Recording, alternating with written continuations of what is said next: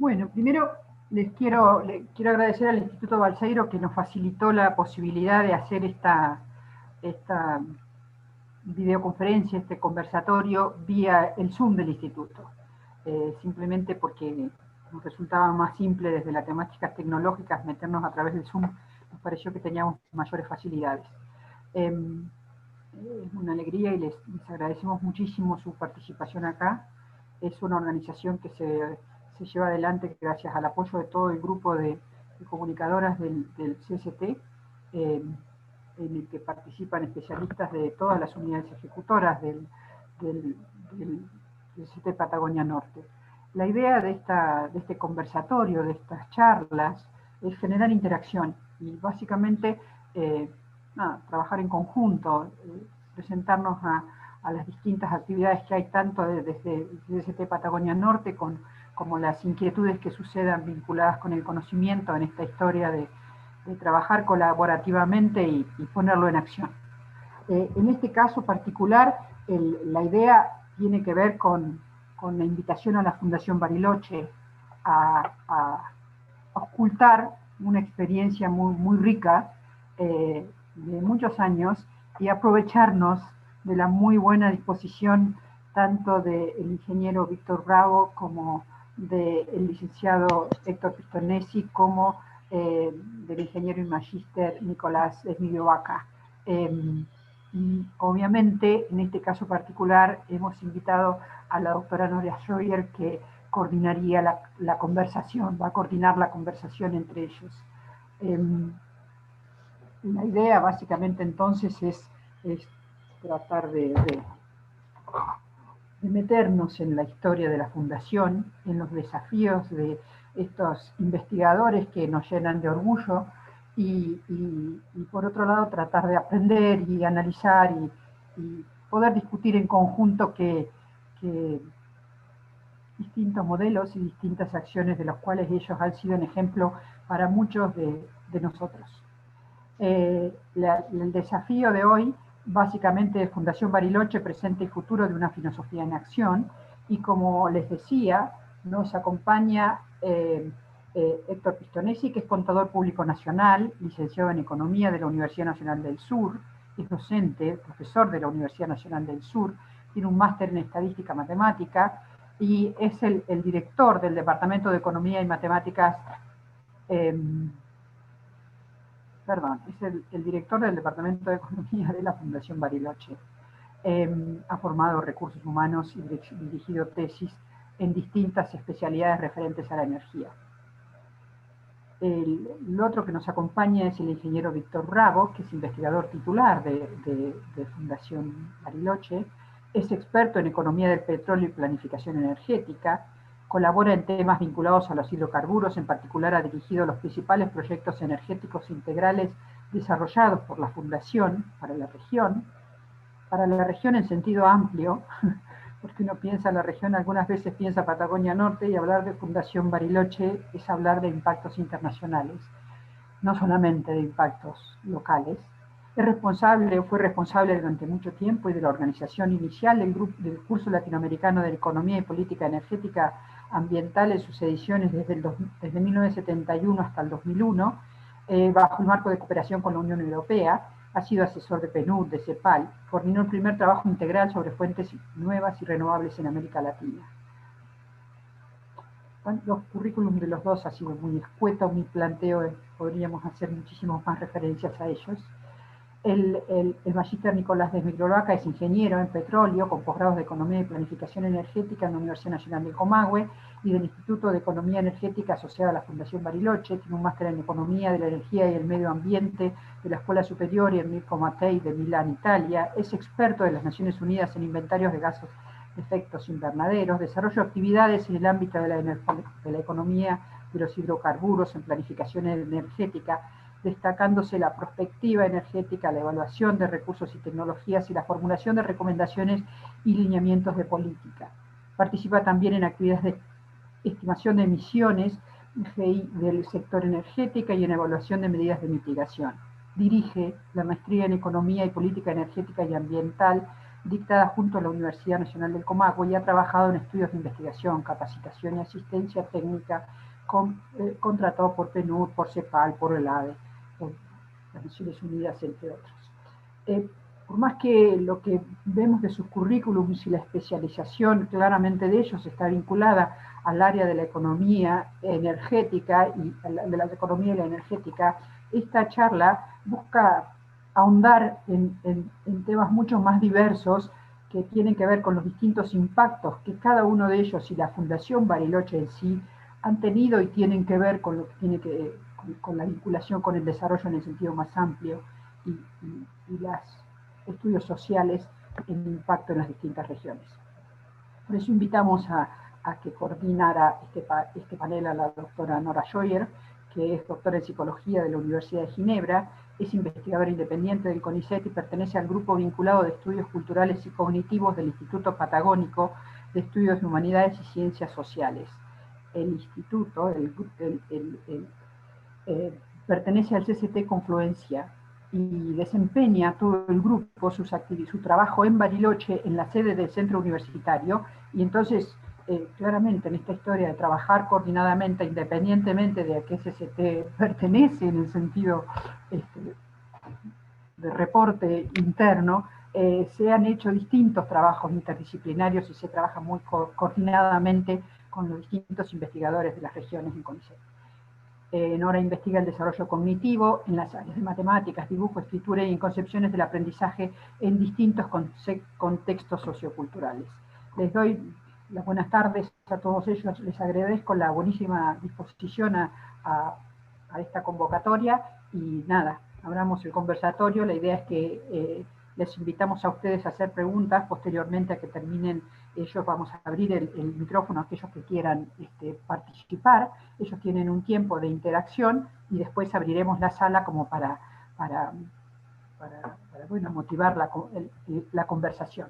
Nora, muchísimas gracias y te dejo a vos la tarea de seguir.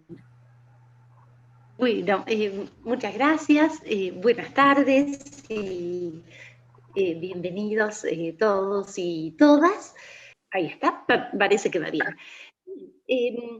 Bueno, la idea entonces es dar a conocer la filosofía, el modo de trabajo y el sentido de las contribuciones pioneras y ampliamente vigentes de esta institución que lleva el nombre de Bariloche, aunque aún hoy hay, bueno, hay sectores de la comunidad, incluso de la comunidad científica, que quizás conocen poco el trabajo de la Fundación.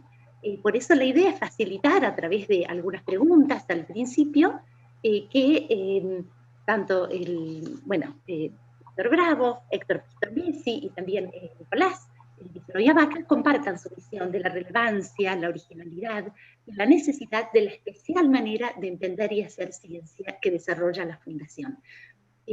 Pensamos en algo así como más amplio, quizás no específicamente muy técnico, sino que puedan dar cuenta del sentido de su trabajo. Entonces, bueno, como decía María Luz, en el primer tramo voy a ir proponiéndoles algunas preguntas para que las vayan tomando ustedes libremente, cualquiera de los tres que prefiera tomarla y otro que pueda ir aportando, y después ya vamos a ir integrando preguntas y comentarios de los participantes. Entonces, para arrancar, nos parece que lo mejor es que ustedes mismos reconstruyan de forma breve la historia de la Fundación Bariloche, sus orígenes, cómo se conformó, bueno, las principales contribuciones, y retomando las palabras de Víctor en alguno de los intercambios previos, los tropiezos e interrupciones que también han ocurrido llegando a la situación actual. Me tomo la libertad que concede mi vejez para comenzar la participación junto con mis tres grandes amigos Héctor y Nicolás. Yo de los tres soy el que vivió desde más antiguo Fundación Bariloche Yo entré en Fundación Bariloche en 1969. La fundación se había creado en 1963. ¿Y por qué se creó en Bariloche?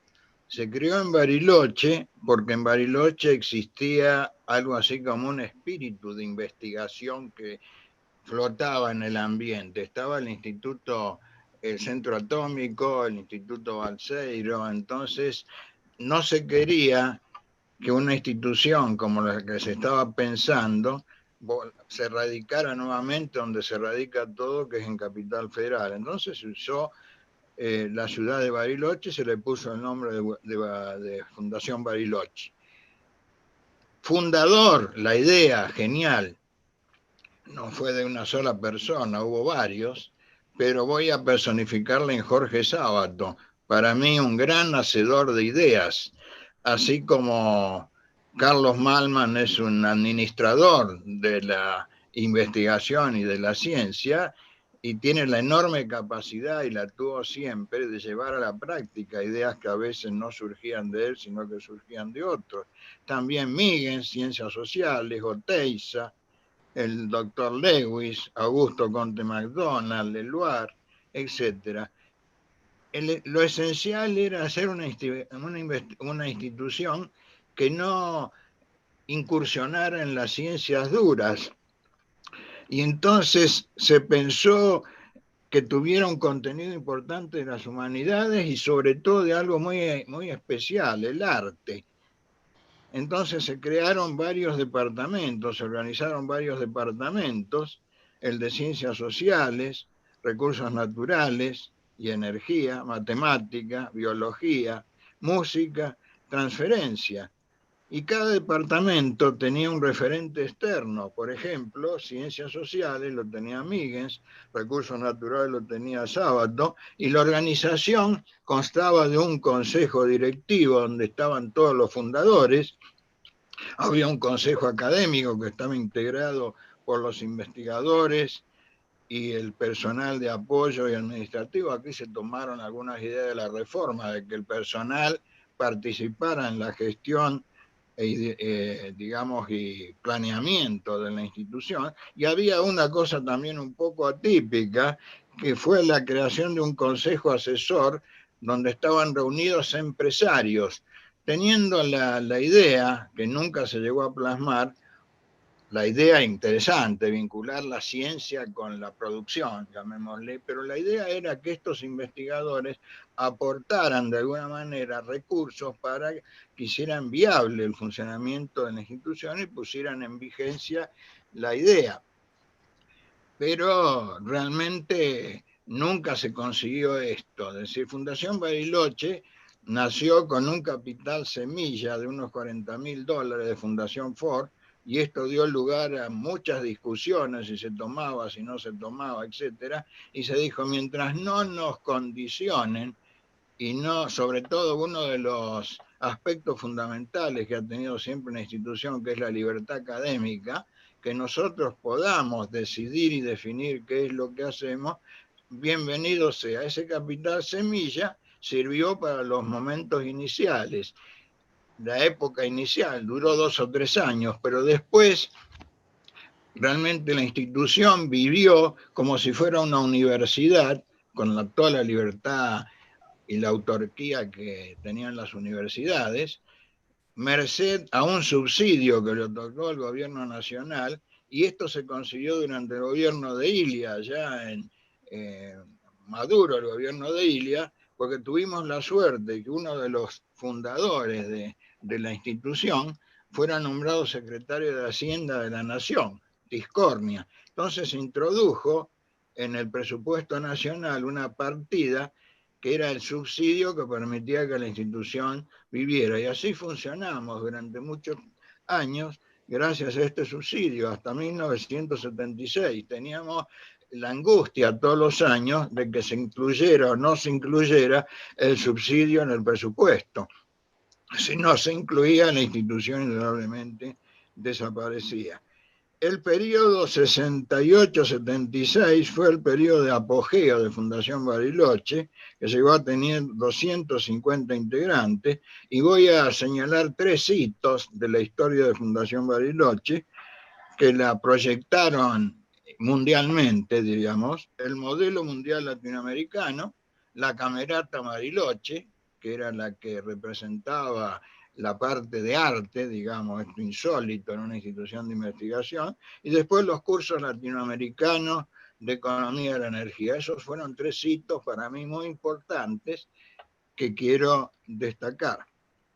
También hubo apertura a las inquietudes que tenía la ciudad de Bariloche, porque cada vez que uno tomaba un taxi, el taxista, uno decía al taxista: lléveme a la Fundación Bariloche, y el taxista respondía: ¿dónde queda? Inmediatamente respondía: ¿qué es eso? Entonces, todas las veces que uno mencionaba Fundación Bariloche, tenía que aclarar de qué se trataba. Creo que algo parecido le ha pasado al Centro Atómico, le ha pasado al Instituto Balseiro.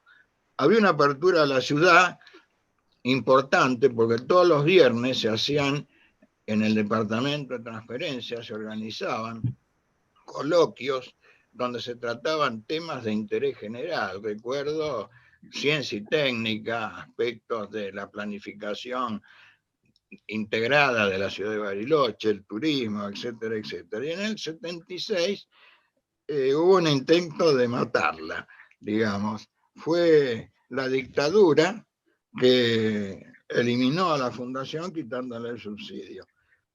Le puso 2 condiciones para no matarla. Primero, le mostraron a Carlos Suárez, que fue el que cargó sobre sus espaldas toda esa época, le mostraron una lista de personas: si ustedes eliminan a fulano y perengano, y además se avienen a seguir este guión que nosotros les damos, probablemente le vamos a mantener el subsidio. Por supuesto, Carlos Suárez, al cual le dirigieron la pregunta, no dudó ni necesitó consultar a nadie, dijo: no, en absoluto, no aceptamos. Entonces quitó el subsidio y Fundación Bariloche desapareció. Es decir, la defensa de ese principio de pluralidad ideológica, libertad académica, fue siempre esencial. Y cito 2 hechos concretos donde está en juego esa concepción. Una empresa farmacéutica importante de Argentina se entrevistó con Horacio Pontis, que dirigía el departamento de biología, para darle fondos, porque siempre estábamos buscando fondos por donde fuere, digamos, pero con la condición de que todo lo que patentaran y generaran quedara en manos de este laboratorio. Pontis se negó. Ese es un hito. Queríamos libertad. Otro hito: Departamento de Recursos Naturales y Energía, generamos un trabajo interno de planificación energética en el año 1980, donde de alguna manera descartábamos el rol y la importancia del Estado en el sector.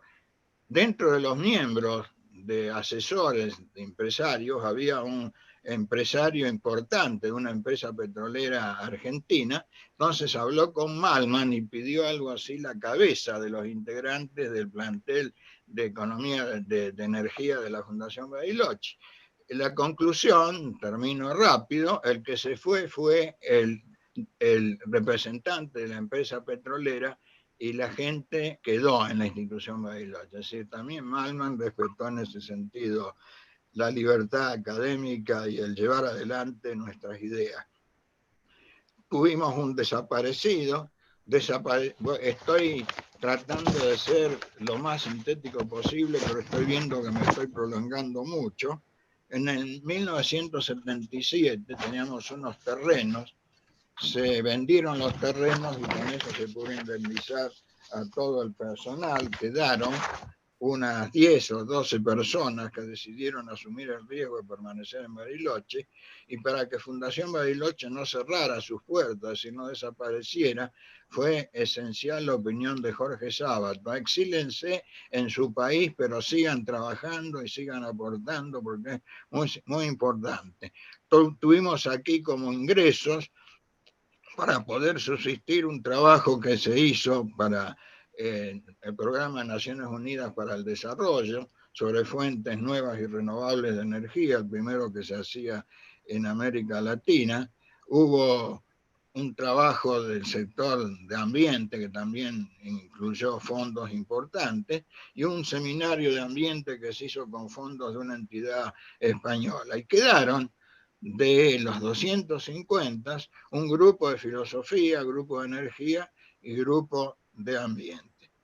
Entonces, una característica fundamental de nuestro trabajo, al no tener subsidios gubernamentales, vivimos de los proyectos de asistencia técnica y la participación en redes internacionales. Es decir, no podemos tener la ventaja de decir, bueno, ahora yo me voy a poner a investigar el sexo de los ángeles, porque no hay dinero para investigar el sexo de los ángeles, pero sí para algunas actividades vinculadas al ambiente y a la energía.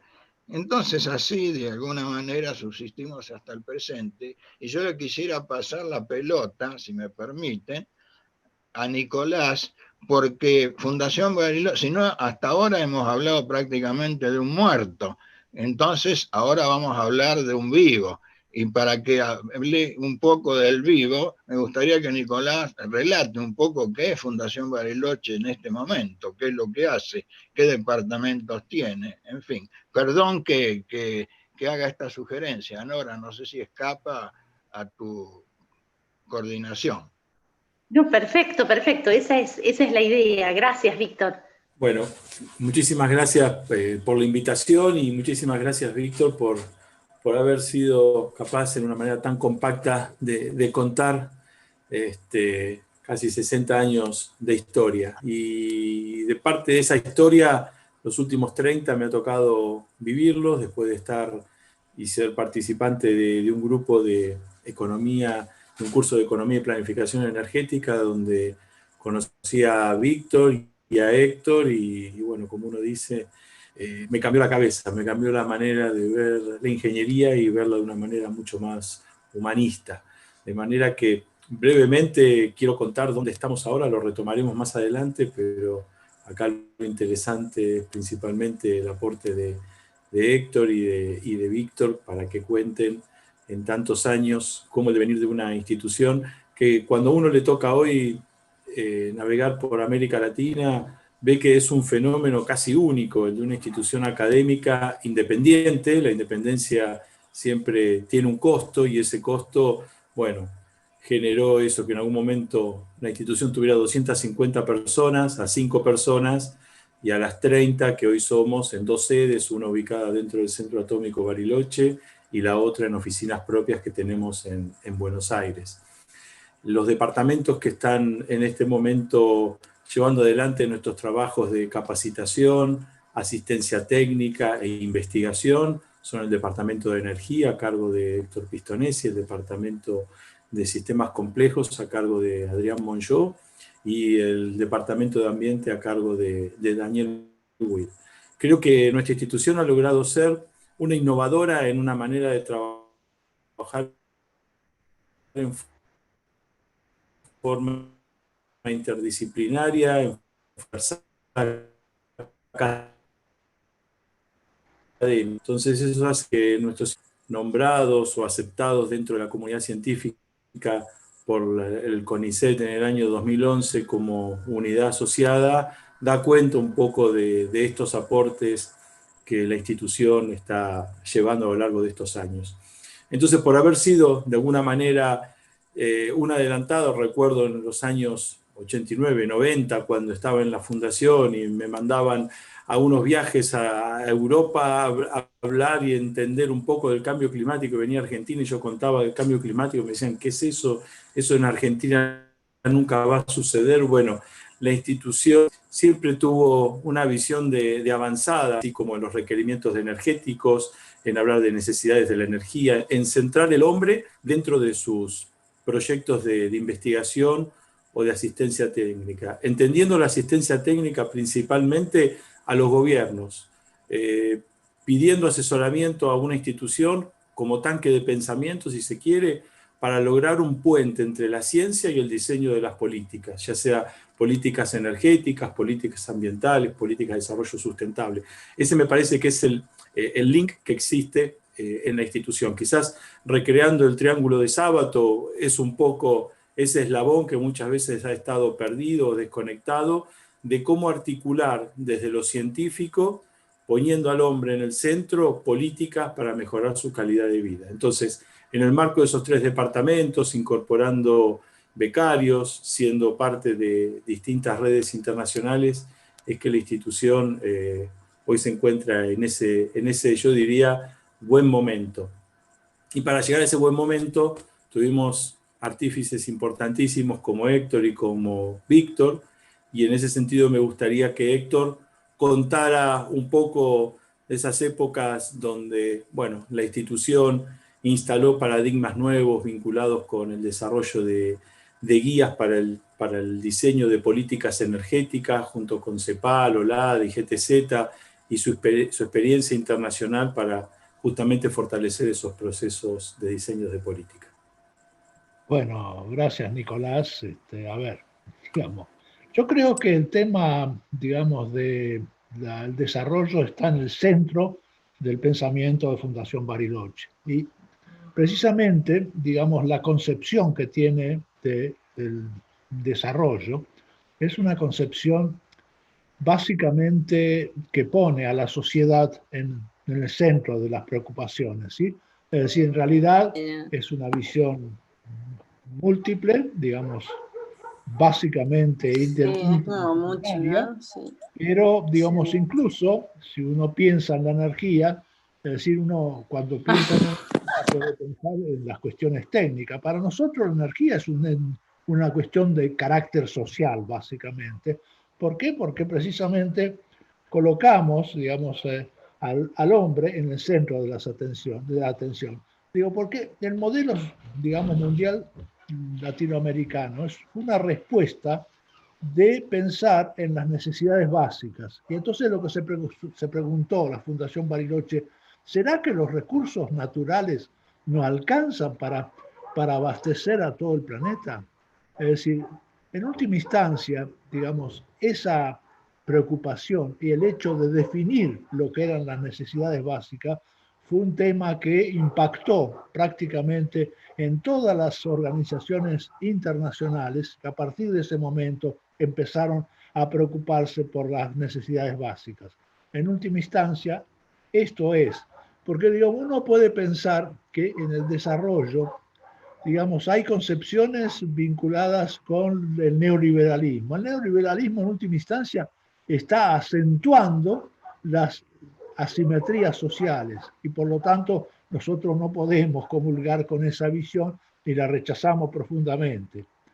Si por otro lado, digamos, el neodesarrollismo, digamos, pasando casi diría desde Frondizi, desde el Krieger o Asena, digamos, o las concepciones más recientes, es decir, que crecimiento a cualquier costo, eso no, porque en realidad si uno hace ese tipo de planteo, está aceptando, por ejemplo, que el desarrollo lo lideren las multinacionales, y eso no es posible, porque las multinacionales van a ver, digamos, van a tener una lógica que van en contra de lo que sería el desarrollo de los países. Entonces, digamos, porque ustedes en algún momento preguntan a ver si la ciencia del norte es superior.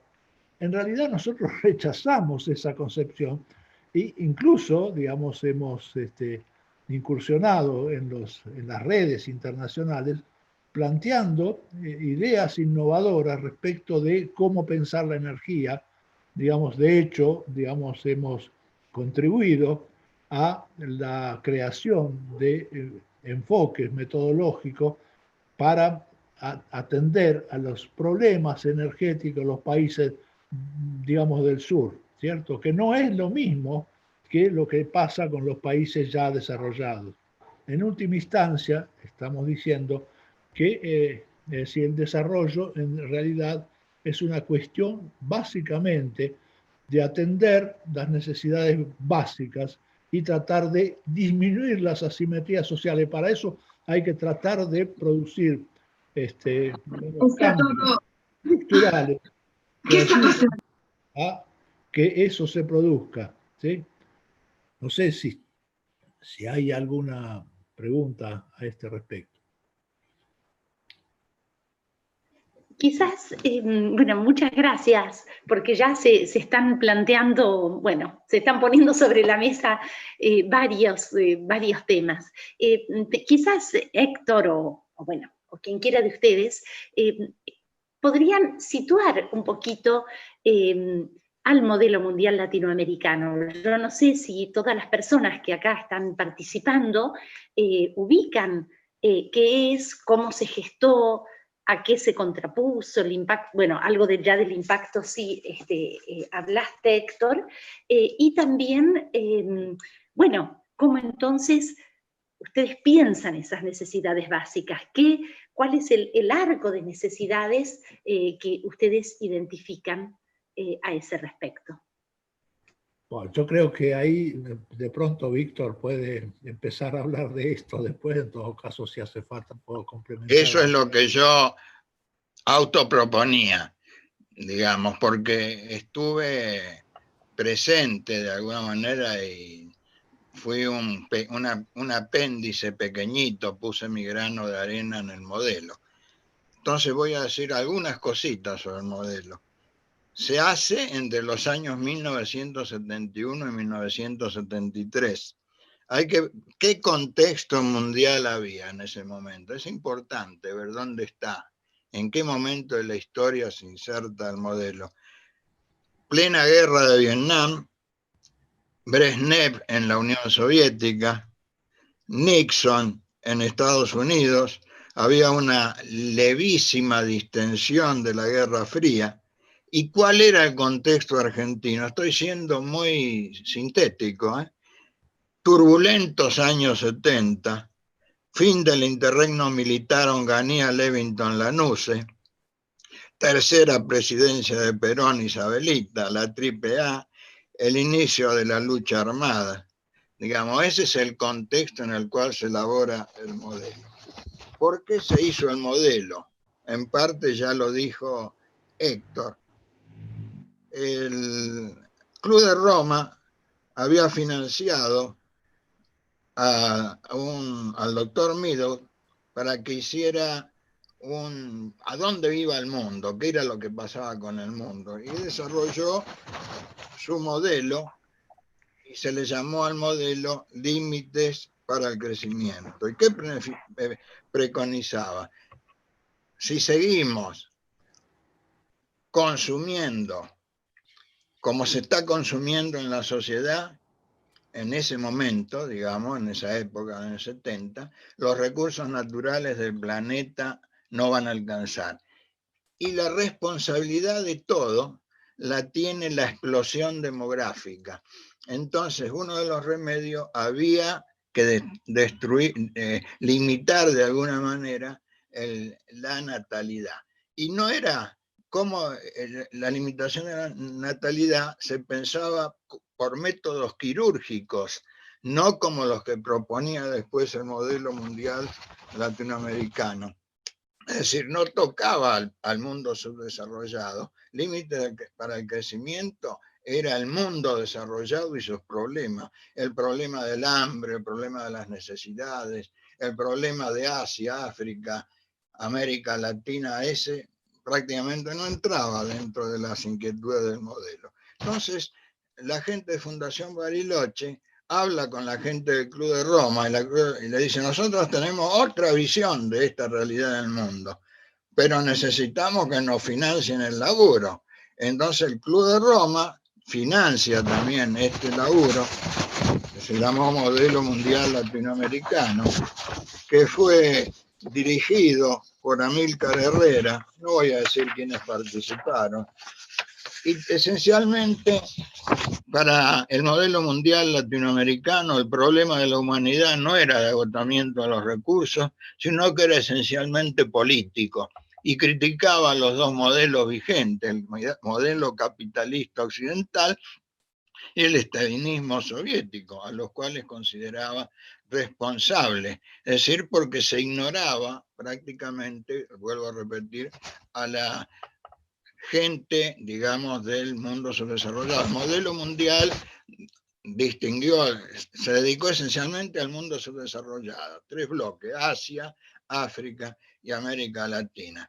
Y entonces, ¿cuál fue su función objetivo? ¿Qué era lo que pretendía?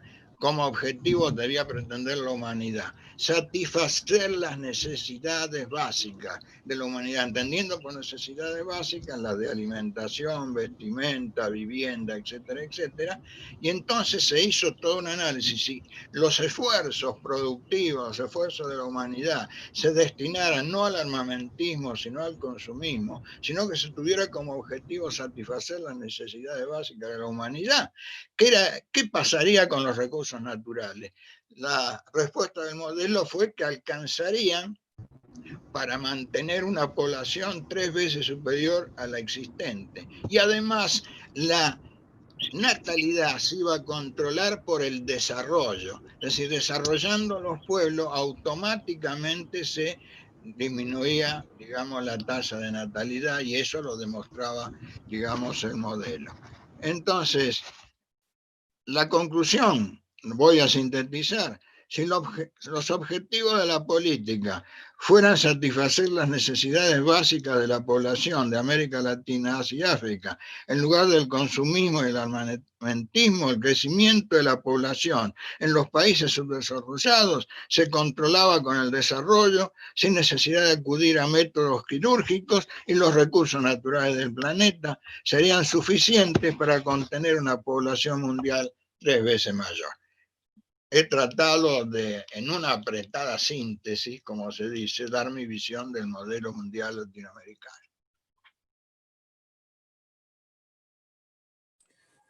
Yo quisiera aportar un poco desde el modelo mundial a cómo estamos ahora, que han habido de alguna manera algunos vínculos que básicamente se centraron en temas de energía.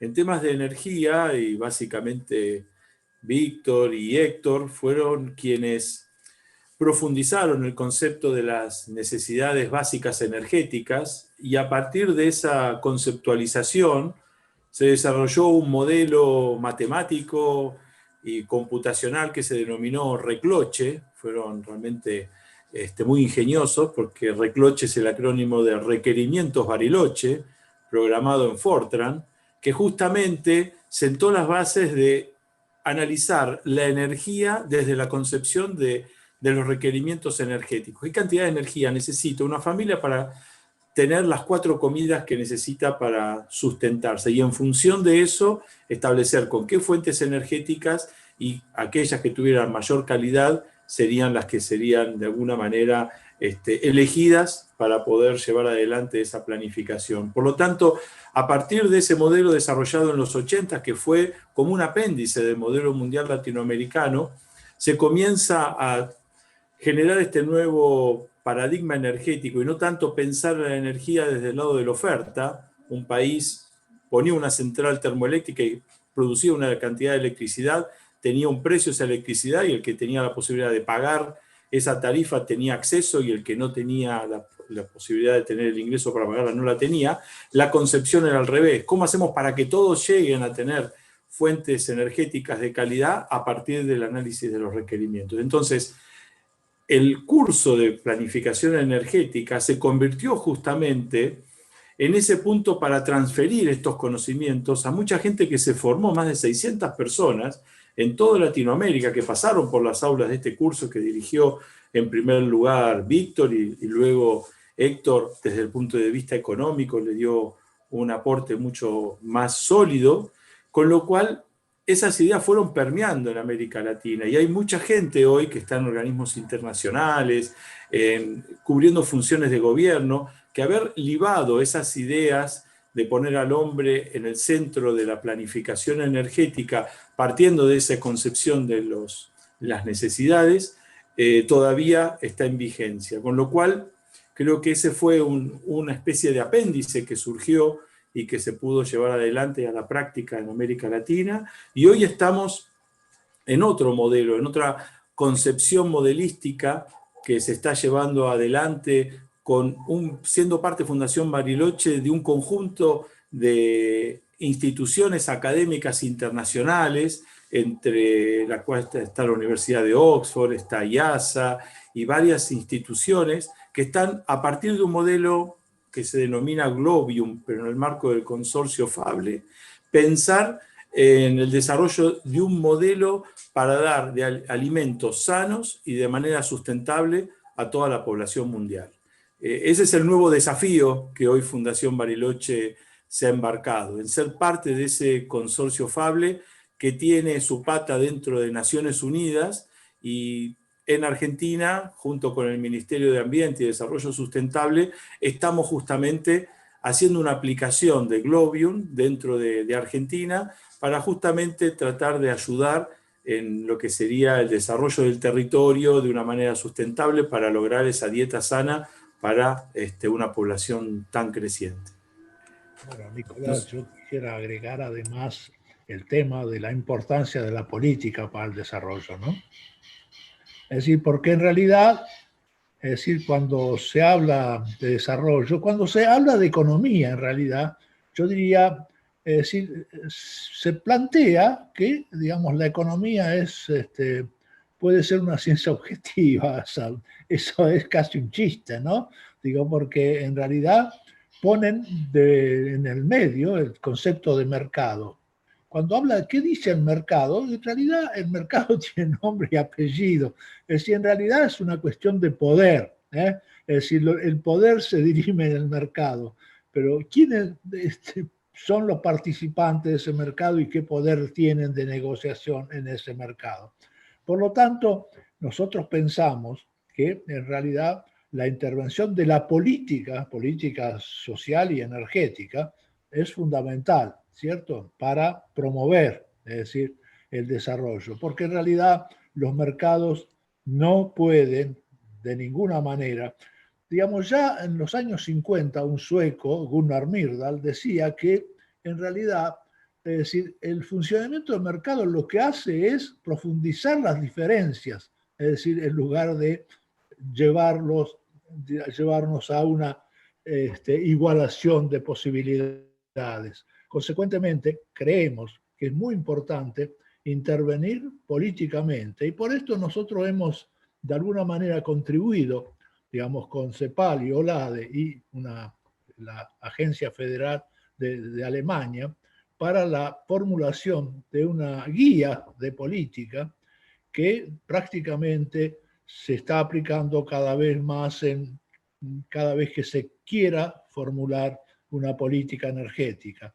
En consecuencia, es decir, es importante que cuando uno formula una política, reconocer las condiciones de poder. Es decir, obviamente, cuando uno interviene políticamente, evidentemente favorece a algunos intereses y perjudica a otros. Obviamente, reconocer este tipo de situaciones es fundamental para la viabilidad de las políticas.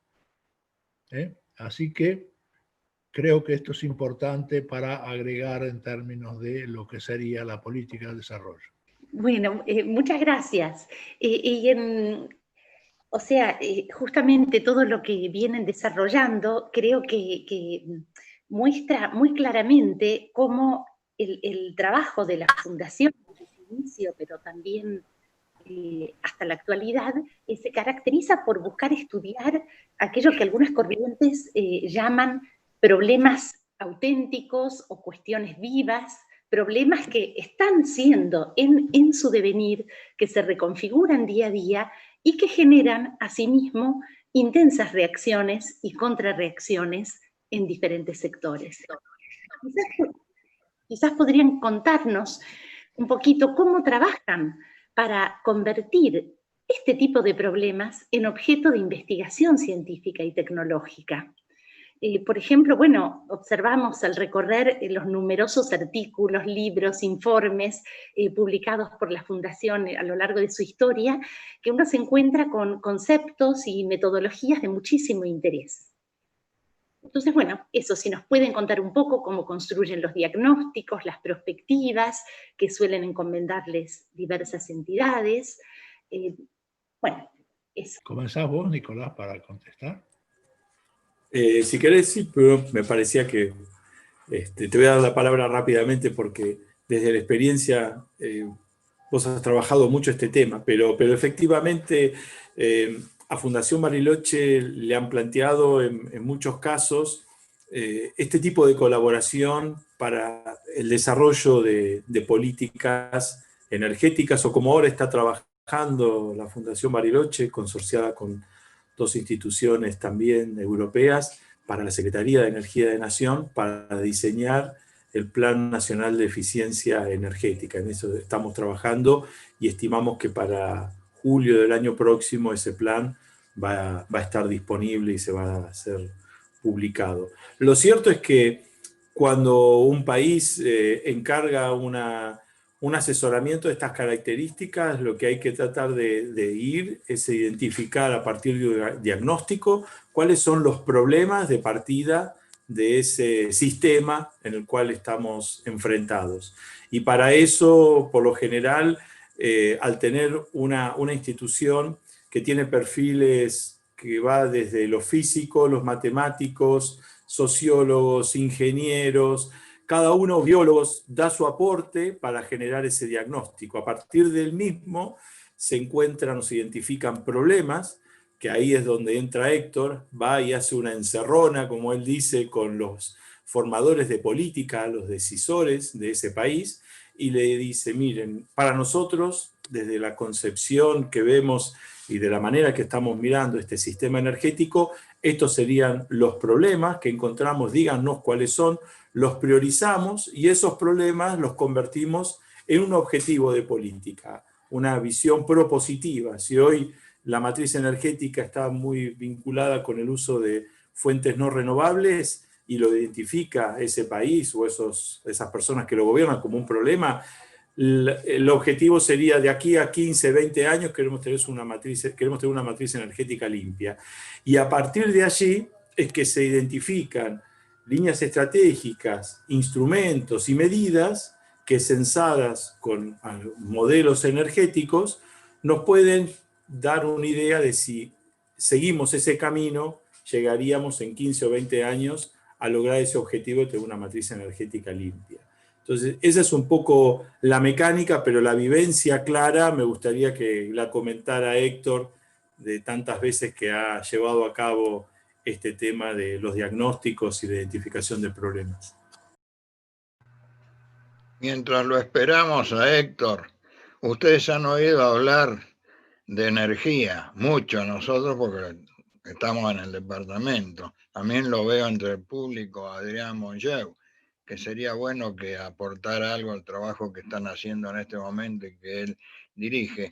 Pero es un satisfactor de necesidades la energía. Entonces, para ser un satisfactor de necesidades del sistema socioeconómico y productivo, es imprescindible conocer la realidad social, económica y política de los países. Entonces, eso nos lleva a hacer el diagnóstico, para lo cual tenemos la gran ventaja de tener varios especialistas que conversan entre ellos, digamos, es decir, no son islas, sino que conversan entre ellos, cada uno aporta sus saberes más profundos, pero los comparte y los amplifica. Y además la otra cosa es el contacto con la realidad de los países, es decir, no estamos haciendo las cosas del escritorio de Fundación Bariloche en el Centro Atómico, sino que vamos a los países, nos instalamos en los países, a veces hemos estado 1 mes y medio, 2 o 3, viviendo en los países, conversando con la gente, y lo mismo en los cursos eran esencialmente una cosa de participación vital, de ideas, de jolgorio, de fiesta y de caricias que había entre todos los participantes. Por eso, digamos, esto de lo virtual tiene muchas ventajas, pero me impide acariciar, por ejemplo, a la persona que tengo al lado. Y eso para mí es esencial. Pero en términos de capacitación, Víctor, lo que es importante destacar es ese rol central, que si uno se ciña a los estatutos de Fundación Bariloche, dice que es una institución académica sin fines de lucro, dedicada a la capacitación y a la investigación. Y primero la capacitación.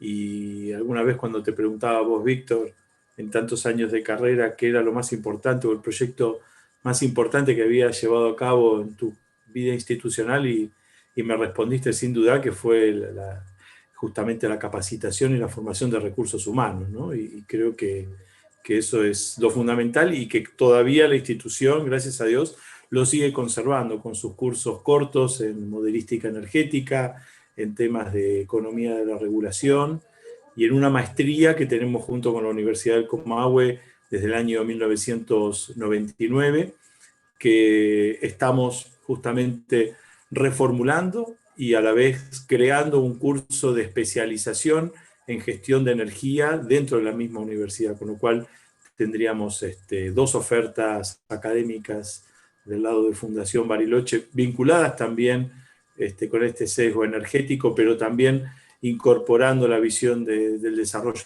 sustentable. Tenemos profesores del departamento de sistemas complejos que van a colaborar en ese curso de especialización, justamente para tener este enfoque transversal y sistémico.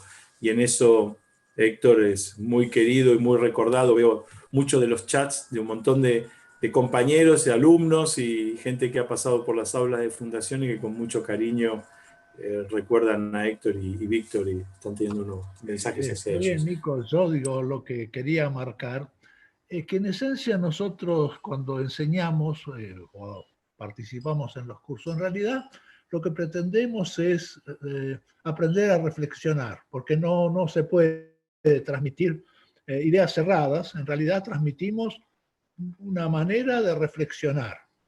En términos generales, en eso somos, casi diría yo, muy socráticos, en el sentido de que uno enseña preguntando, en última instancia, preguntándose las cosas de manera tal que nunca se afirma una visión cerrada. Y en consecuencia esto sí, digamos, logra cambiarle la mentalidad a mucha gente, porque la gente viene con idea preconcebida. Hay que destruir esa idea preconcebida para crear nuevas. Este es el enfoque que tiene la Fundación. Por eso es que nosotros, cada vez que viajamos por América Latina, en todos los países prácticamente, tenemos digamos, los grupos dedicados a la energía que han sido formados prácticamente en Fundación Bariloche, de modo tal que somos muy bien recibidos, con mucho cariño, como decía Víctor, con muchas caricias, usando las palabras de él, ¿no? En última instancia, es decir, en realidad nosotros lo que hacemos cuando pensamos por ejemplo, en política energética, es que los propios países armen su política energética, y lo que nosotros hacemos en realidad es guiar ese pensamiento, nada más, en términos metodológicos, claro. En varias de esas instancias formativas, algo característico es que son ocasiones como inmersivas, ¿no? No es que se asiste a un curso que quizás es una vez por semana, un seminario en que simplemente se estudia y luego se va a dar un examen. Por lo que entiendo, en muchas ocasiones la gente se traslada, se reúne, convive durante un periodo prolongado y luego los trabajos finales también tienen una modalidad particular, ¿verdad? Plantear que la enseñanza, digamos, de cualquier disciplina científica y mucho más en las ciencias sociales, uno puede ser absolutamente objetivo, es absolutamente falsa, ¿sí? Es decir, en realidad uno, digamos, es como decía una economista, digamos, en realidad cuando uno enseña que la ideología es como ¿Lo ha metido? ¿Cuál? Puede ver el de los demás, pero no el propio. Así que siempre, cuando uno enseña con alguna vertiente del punto de vista doctrinario, es claro eso, ¿no? Es decir, pero, digamos, nosotros pretendemos tener la honestidad de ponerlo en evidencia esto, ¿no? Es decir, porque cuando uno dice la teoría económica es esto, obviamente es muy deshonesto eso, porque en realidad hay miles de visiones de política, de teoría económica. Consecuentemente, lo que uno tiene que hacer es aclarar que hay diferentes visiones de la teoría económica y uno tendría que en términos generales decir yo prefiero esta para ponerlo en evidencia, ¿no? Eso es lo que es realmente honesto. Y aportando también en la línea de la pregunta de Nora, efectivamente uno vivencia estos cursos como una formación que va más allá de lo académico, ¿no es cierto? Es una formación humana. Yo tuve la suerte de participar en varios cursos a lo largo de mi vida profesional, pero a mí me impactó cuando llegué al curso de Bariloche en el año 88 al aeropuerto y me esperaba Víctor Bravo y él agarró mi valija para llevarme después en su auto al hotel, ¿no es cierto? Y yo digo, y él era el vicepresidente de la institución.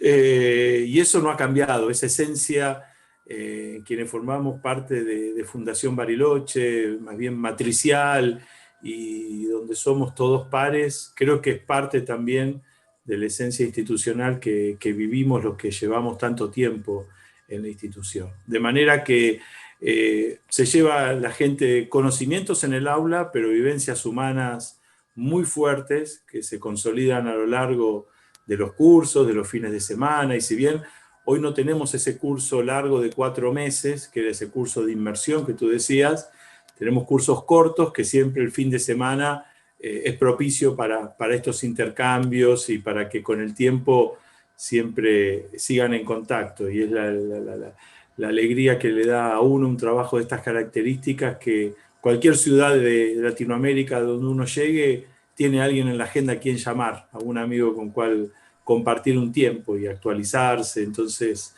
esto es parte de lo que es Fundación Bariloche, sin duda.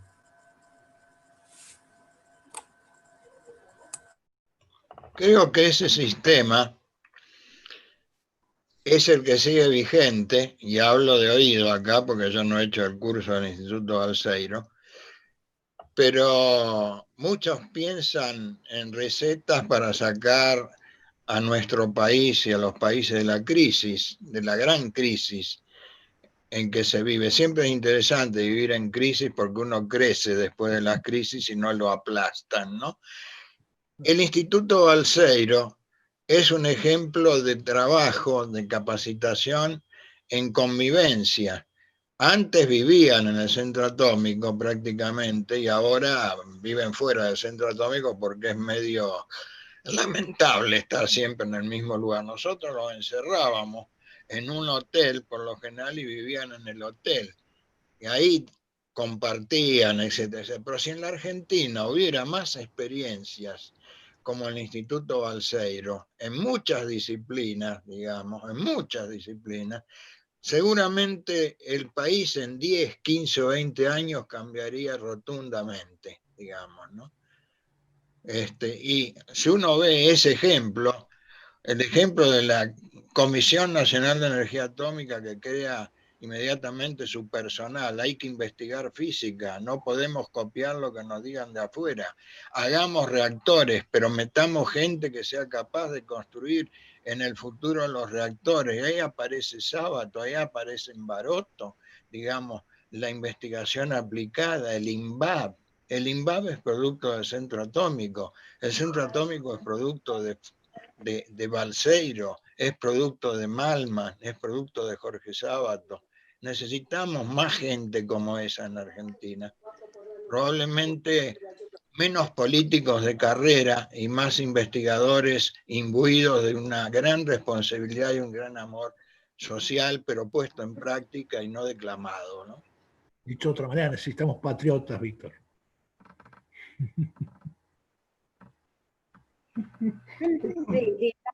A las numerosas preguntas e inquietudes que seguramente van a plantear los participantes, entre las muchas cuestiones a conversar, una que llama la atención es que ustedes en los estudios prospectivos piensan también en una dimensión, digamos, posibilística.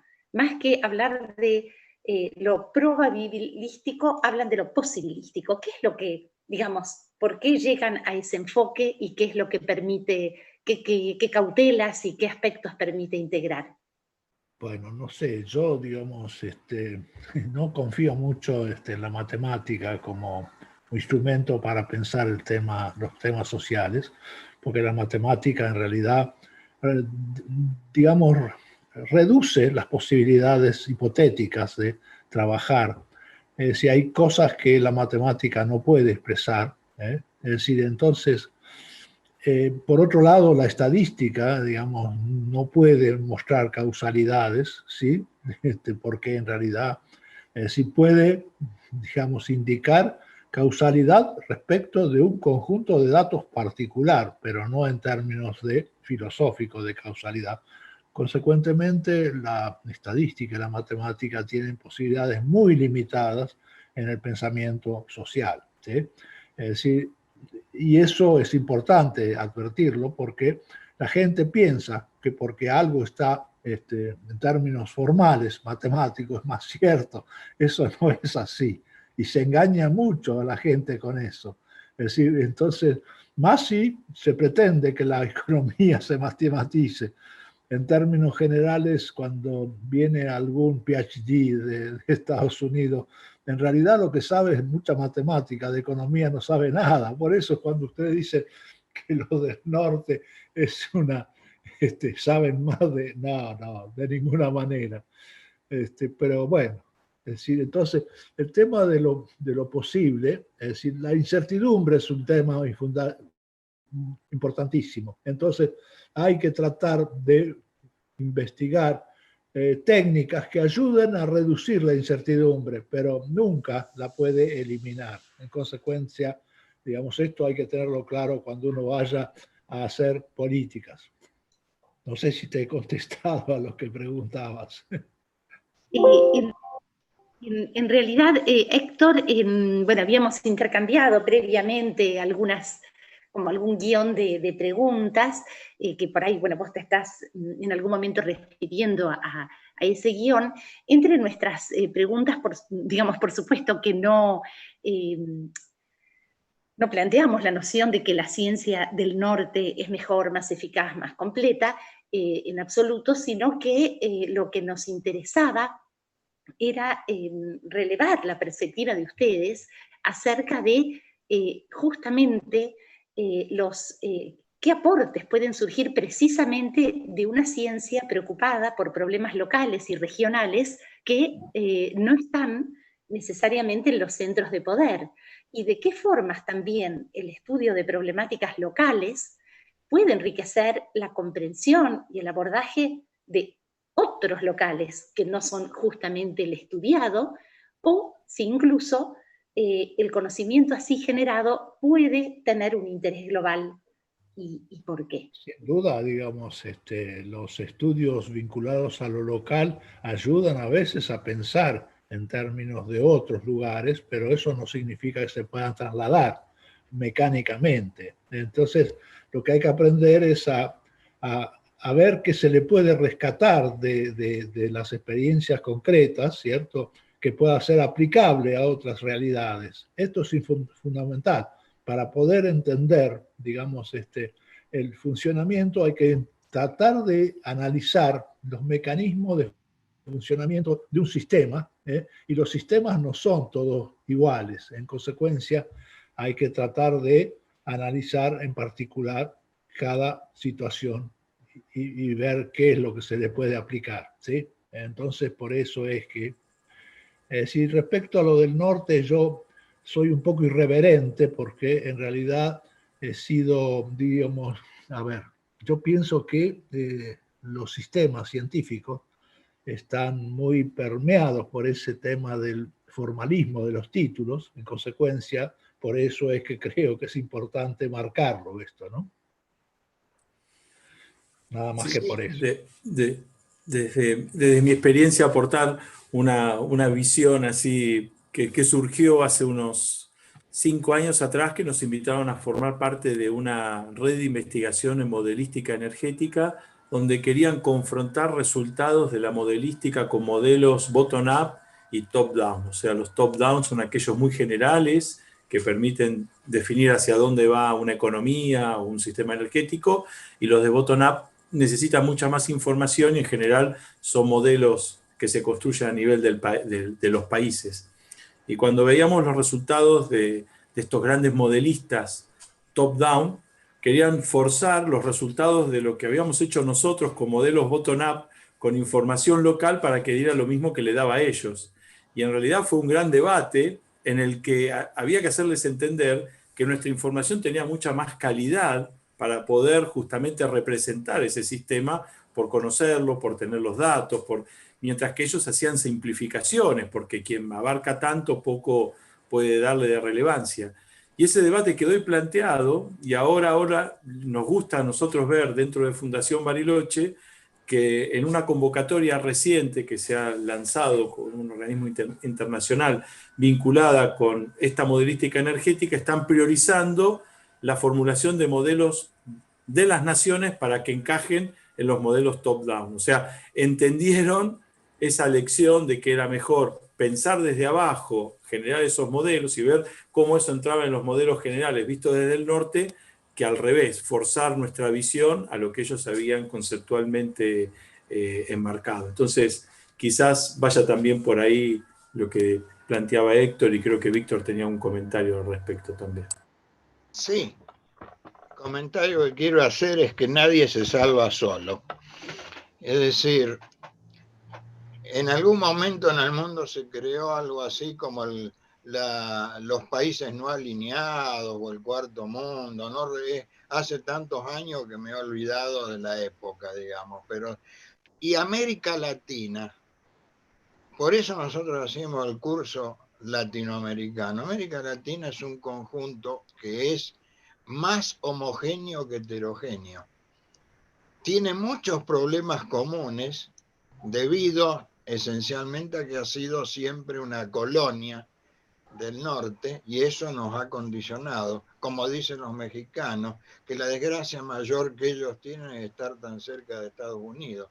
Pero bueno, sin la posibilidad de buscar esos elementos comunes, sin la unidad latinoamericana en serio, digamos, no declamada, es muy difícil que individualmente Argentina, Brasil, Bolivia, Paraguay, etcétera, puedan solucionar sus problemas y salir adelante. Por eso hay tantos esfuerzos de los países centrales, de los grupos poderosos, por generar divisiones entre los países y hacer que se dividan, obviamente, que este con aquel, etcétera, porque América Latina unida, desde no políticamente, pero sí desde el punto de vista de las políticas, digamos, sería una fuerza muy importante.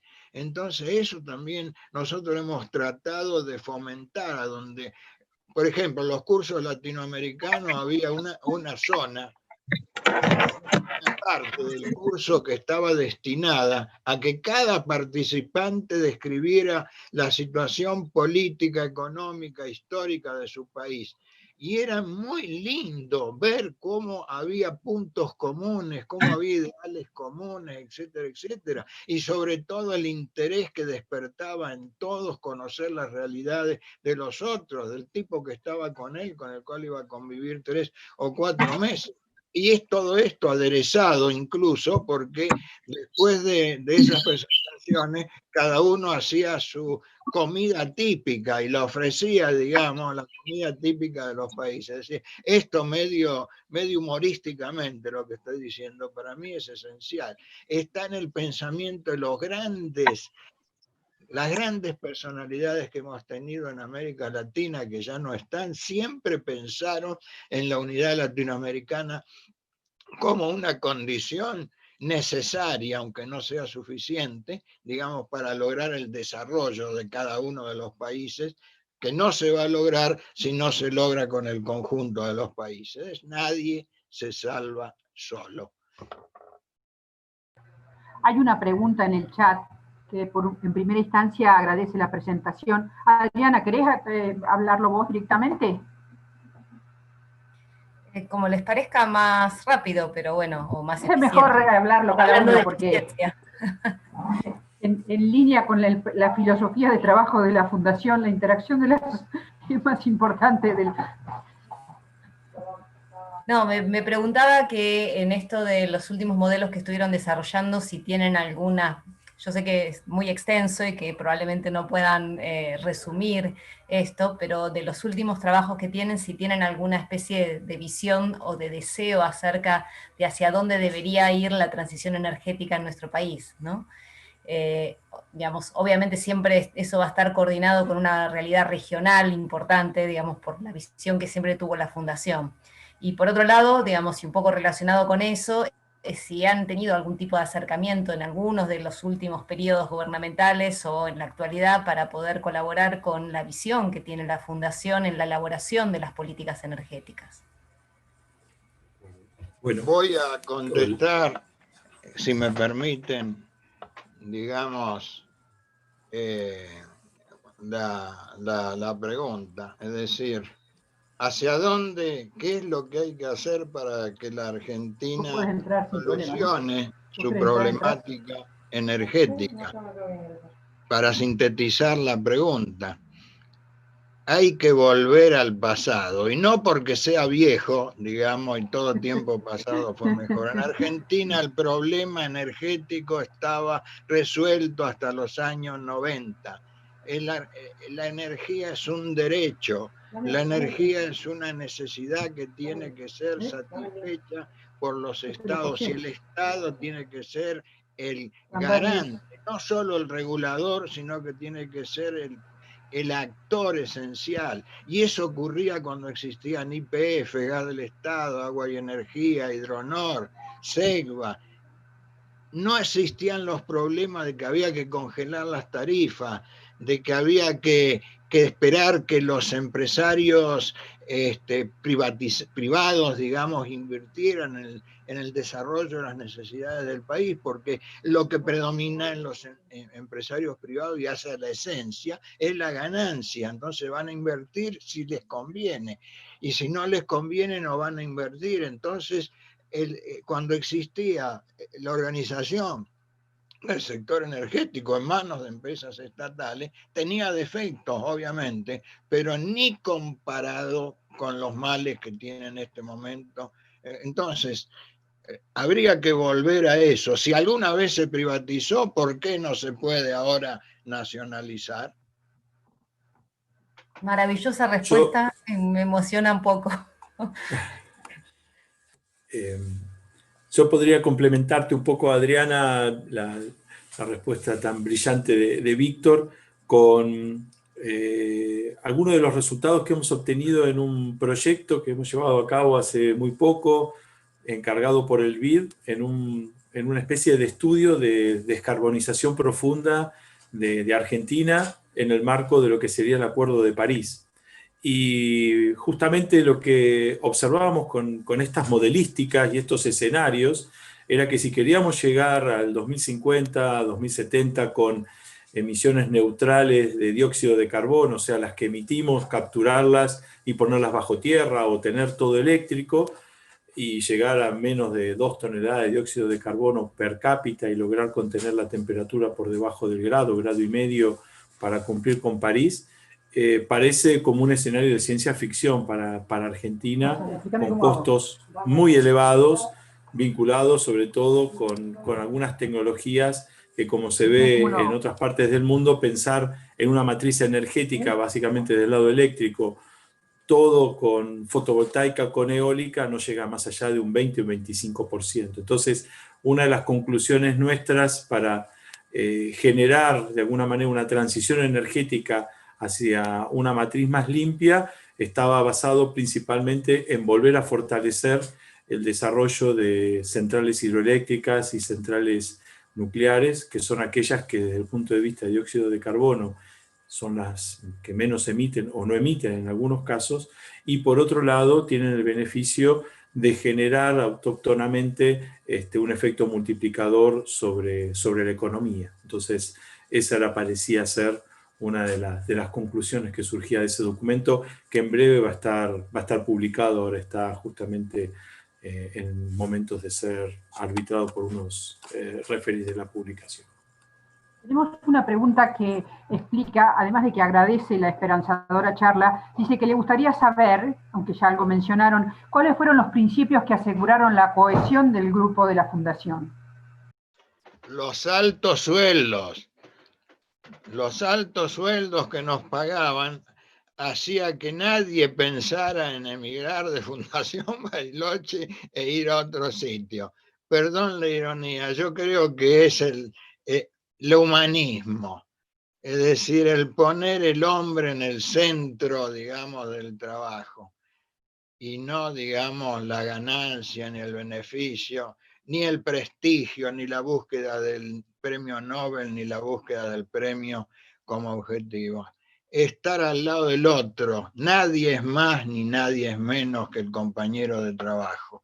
Y uno permanentemente conviviendo aprende cosas. Todo lo que yo he aprendido de Héctor Pistonés y de Nicolás a nivel humano es muy superior a muchísimo que he recibido a nivel, digamos, disciplinario. Gracias, Víctor. Víctor, además, uno no puede pensar que en la Argentina se pueda retroceder en términos de el abastecimiento del gas natural como una fuente importante. Es imposible pensar eso que se pueda revertir en 10, 15 años, ¿no? De ninguna manera. Además, las renovables, digamos, aparte de las hidroeléctricas, es decir, necesitan backup si uno quiere tener seguridad. Y si el backup no es hidráulico, realmente es un negocio muy malo. En consecuencia, digamos, hidroelectricidad, básicamente, nuclear, ¿sí? Y, digamos, en definitiva, digamos, el gas natural, por supuesto.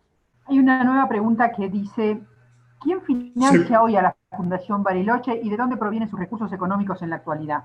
Sí, principalmente provienen de los proyectos que llevamos adelante nosotros y bueno, al CONICET lleva adelante el pago de los sueldos de aquellos que están con su CONICET radicado en Fundación Bariloche. Y quienes no pertenecemos al CONICET y que estamos en la institución, trabajamos como una especie de cooperativa de trabajo donde cada proyecto que ingresa en la institución tiene un overhead de un 25% que va a gastos generales y el resto en función del equipo de trabajo que se conforme para llevar adelante ese estudio en base a una escala salarial bastante horizontal que tenemos en el marco de lo que sería la escala salarial institucional, se le paga el honorario correspondiente, con lo cual no tenemos un ingreso fijo nosotros mensualmente, sino en función de estos proyectos que se van dando. ¿Y quiénes los financian? Bueno, como les contaba, hicimos un proyecto de Deep Decarbonization financiado por el BID, está el plan de eficiencia energética que tiene como quien financia el proyecto la Unión Europea, hay trabajos del Climate Technology Center Network, es el CTCN, que depende de Naciones Unidas. Hicimos hace muy poco un estudio energético en República Dominicana, que está siendo financiado por el propio gobierno de República Dominicana. De repente son esas las fuentes. Y también por el lado de la capacitación, los cursos tienen algún arancel que nos permiten también cubrir los gastos y honorarios de los profesores. Una anécdota, perdón, para que vean, digamos, hasta dónde somos un poco inflexibles. Nosotros pudimos hacer y traer mucha gente a los cursos latinoamericanos en una época porque la estadía y la matrícula de los alumnos, que servía para pagar los honorarios de los docentes, provenía de la Unión Europea o el Banco Interamericano de Desarrollo.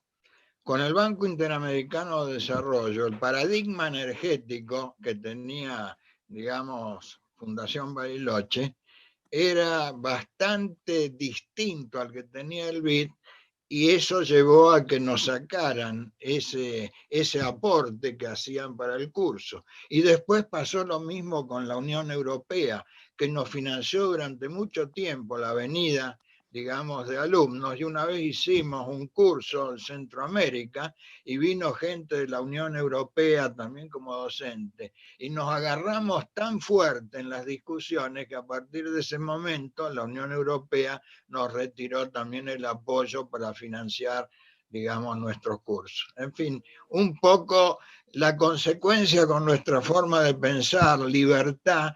Por eso es el bien más preciado, y hasta tal punto que en el 83, cuando se restablece la democracia formal, digamos, en la Argentina, dicen, bueno, ahora nuevamente los fondos globales que nos permitieron vivir como vivíamos antes sin apremio.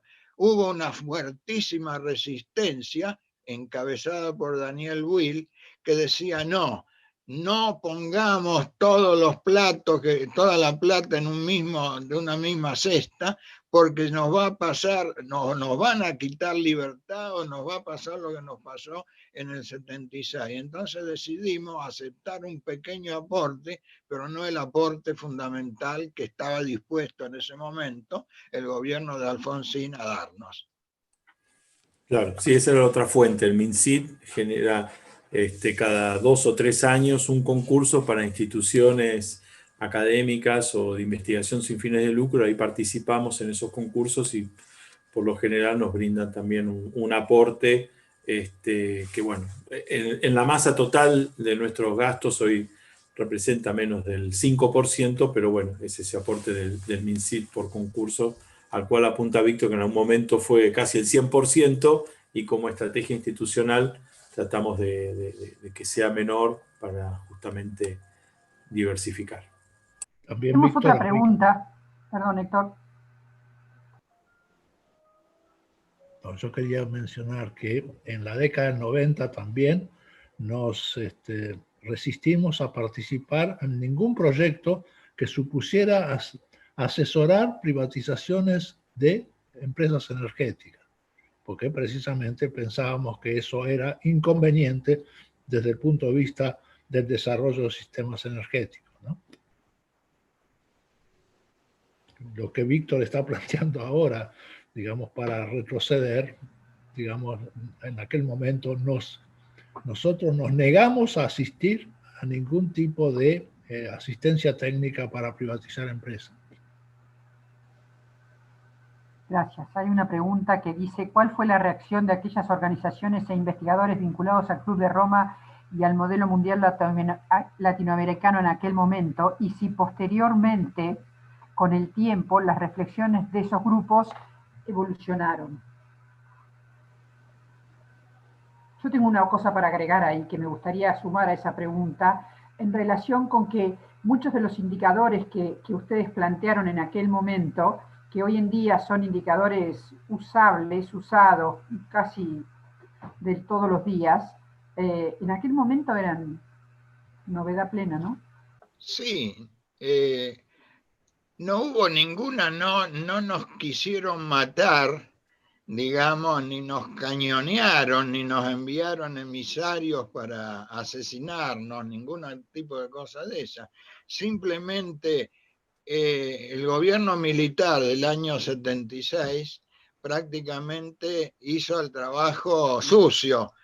Entonces, al desperdigar la gente de Fundación Bariloche, que había elaborado el modelo prácticamente, destruyeron al enemigo. Por supuesto que había gente que había elaborado límites para el crecimiento, creía firmemente en que lo que ellos habían hecho era lo correcto, y nosotros teníamos otra visión que partía de otra concepción del hombre y de la sociedad. Una anécdota también de la interacción interdepartamental. Cuando nosotros exponíamos, cuando ellos, no nosotros, los que lo hicieron, exponían el modelo mundial en las universidades o en centros de Estados Unidos europeos, digamos, los investigadores poníamos la letra y la música la ponía la Camerata Bariloche. Es decir, después de hacer la presentación, llamémosle académica de los modelos, había un concierto de Fundación Bariloche. Es una cosa muy atípica, muy linda, por ejemplo, ¿no? Cosa que no podría hacer yo en este momento si ustedes me pidieran que cantara. Por ejemplo, inmediatamente se retirarían todos, irían a hacer cosas y escuchar cosas mejores. Creo que la pregunta es completamente pertinente porque mucho de lo que se llamó el modelo del MIT, tratando de generar un poco de conflicto, así de chicanearlos un poco, es como que se llamó el modelo del MIT, como que no hay nadie en MIT que dice este es mi modelo, ¿no? No sé vos, Héctor, ¿qué pensás? O Nicolás. No escuché bien la pregunta. Lo que yo decía, el modelo que está, la pregunta que yo había terminado de formular, que quizás el que hizo la pregunta quiere hacer más aclaraciones sobre ellas, hacía referencia justamente a cuál había sido la reacción del resto de las distintas organizaciones en relación con el modelo latinoamericano. Por un lado, si hay alguna aclaración respecto a esa pregunta, lo invitaría a la que consultó que lo incrementara. Y yo, tratando de provocarlos, les decía que como el contramodelo era lo del Club de Roma o lo del modelo del MIT, que muchas de las cosas que uno lee es que como que en el MIT todo el mundo dijo, no, yo no fui, no. Esa es la pregunta. ¿Alguna reflexión respecto de que de alguna forma ustedes analizaban? No, que yo sepa, digamos, en todos los centros de investigaciones internas, obviamente como tuvo una repercusión el modelo latinoamericano quizá más allá de lo pensado, es algo así como yo me estoy separando, digamos, de los que hicieron aquello que fue atacado por el modelo mundial latinoamericano, y en este momento estoy siendo un poco exitista y agrandándome, digamos, como institución. Tal es así que se pensó en repetir. Ha habido hace poco, he oído algo así de volver a hacer un límite para el crecimiento, y no sé si el MIT o algún otro centro quiso hacer algo, sobre todo vinculado mucho con el problema, digamos, del impacto ambiental, del aumento de la temperatura, etcétera, etcétera. Digamos, hacer algo así como no es que tenían razón. Claro que tenían razón, porque seguimos consumiendo como los países desarrollados siguieron consumiendo y olvidándose de los países subdesarrollados. Que por otro lado el problema está en que hay 1.000 millones de personas que no consumen prácticamente en el mundo. 800 pasan hambre.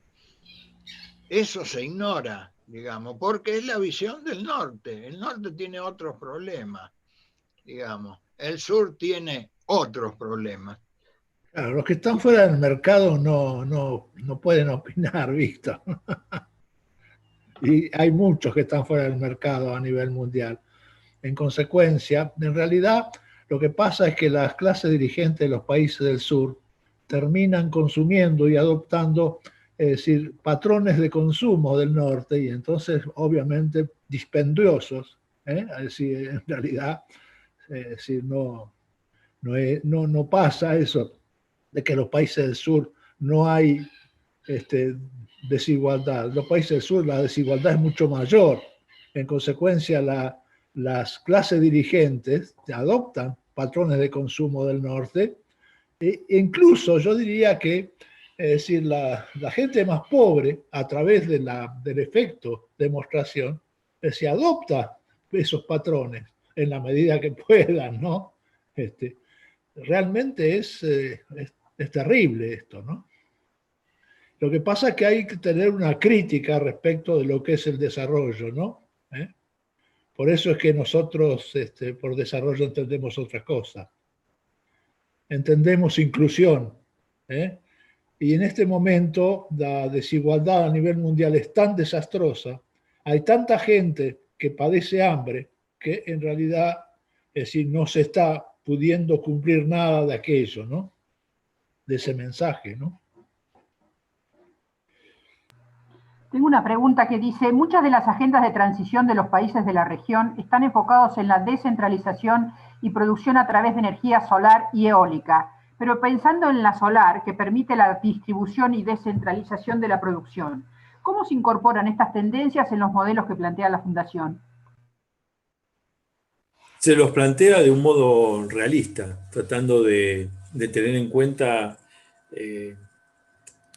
las agendas locales, justamente, y no las agendas de afuera, porque si uno se dejara llevar muchas veces por estas tendencias, parecería ser que con algunos molinos y energía solar se podría resolver las necesidades de energía de toda una sociedad, y bien lo apuntaba recién Héctor, son tecnologías intermitentes en términos de que sin un backup de baterías en algún momento del día no pueden estar generando la electricidad que estamos consumiendo.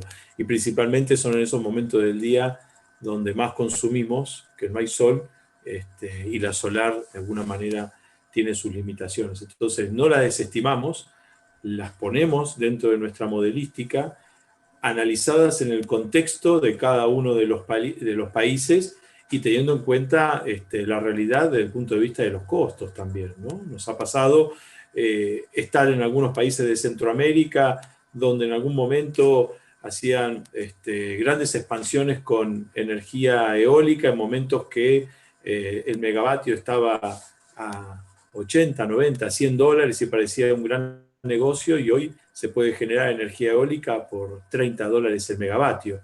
Pero los contratos quedaron asociados a esos 100 dólares y hay un grupo que se está beneficiando de un contrato firmado en un momento a 100 dólares cuando hoy el costo de la eólica está en 30, ¿de acuerdo? Entonces, estas visiones y estas, de alguna manera, a veces nos cuesta hacernos entender en algún momento, sobre todo cuando uno ve que hay algunos grupos de poder que también están actuando en algunos de estos países donde uno está asesorando.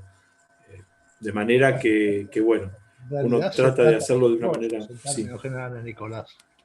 En Disculpame. términos generales, se trata de negocios.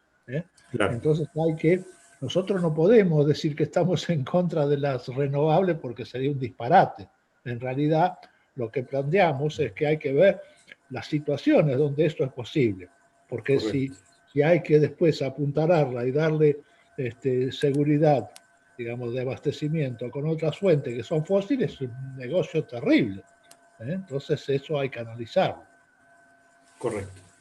Aportaría lo siguiente, si me permiten, Héctor y Nicolás. El aporte de la solar y eólica tiene que ser el máximo realista posible. Hoy en día tenemos las baterías de litio que pueden ser compensando, digamos, la época en que no hay viento, que no hay sol, y pueden ser importantes, digamos, para el uso de las fuentes renovables. Pero sobre esto hay una cosa, por ejemplo, que durante los últimos 4 años se intentó hacer, se desarrolló mucho las fuentes, digamos, renovables, sobre todo la solar y eólica, más que nada, digamos, pero se hizo de una manera contraria, a mi juicio, a los intereses del país, en el sentido de los efectos hacia atrás y hacia adelante, que podría discurrir Héctor bastante. Es decir, son tecnologías blandas, tecnologías que estamos en condiciones de desarrollar, no digo en cualquier taller, pero el hijo de Ethel, esto me va a entender Héctor Pitonesi, estoy seguro, porque trabaja para INVAP estaría en condiciones de hacer eólica y solar sin ningún problema. Si son tecnologías blandas.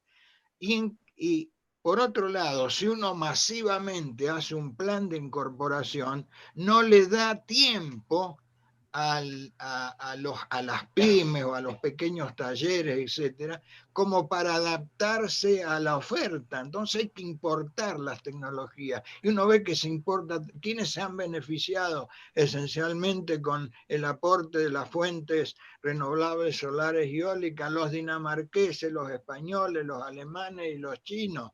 Y ha sido muy poco lo que se ha hecho en Argentina fuera de la obra civil. Entonces hay que reinventar eso, ese plan de fuentes renovables. Hay que darle manija, sin olvidar lo esencial de la hidráulica y la nuclear. Pero hay que darle manija, manija aprovechando los impactos sobre la industria y los efectos que puede tener sobre el desarrollo local, cosa que no se hizo en los últimos 4 años y que no veo que se esté intentando hacer ahora. Quizás me equivoque. Una consulta, ¿por qué les parece que con tantos ejemplos que ustedes pusieron de años A, seguimos subiendo y bajando en esta historia del desarrollo como consecuencia de un consenso de la sociedad? Siempre me acuerdo de allá en el 2002, cuando estaba Carlos Suárez, yo estaba a cargo de la Secretaría de Ciencia y Técnica de la provincia de Río Negro, y fue la última reunión para los dos.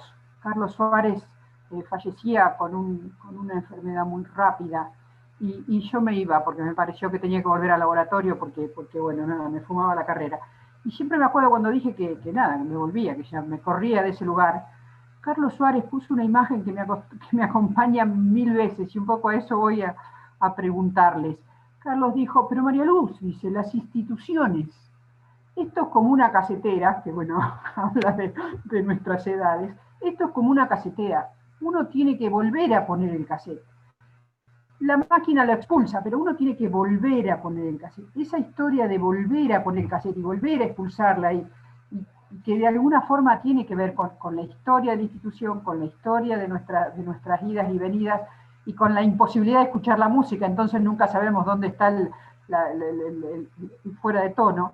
¿Qué análisis hacen de esa temática? ¿Por qué nos cuesta tanto encontrar el poder escuchar, dejar la obra hasta el final y poder escucharla plenamente todos?